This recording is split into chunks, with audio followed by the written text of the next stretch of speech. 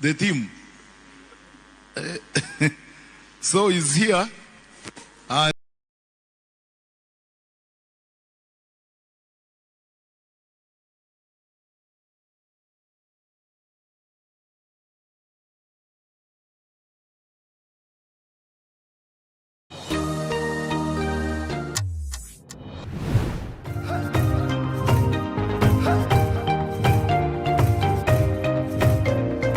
Public service doesn't come on ground to understand what is happening.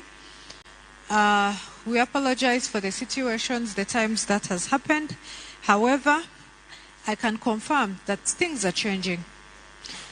For the last, I do not want to mention the votes, but just this week we had 2 votes where we had whistleblowers saying we had issued clearance and they had gone ahead and recruited over and beyond what had been cleared.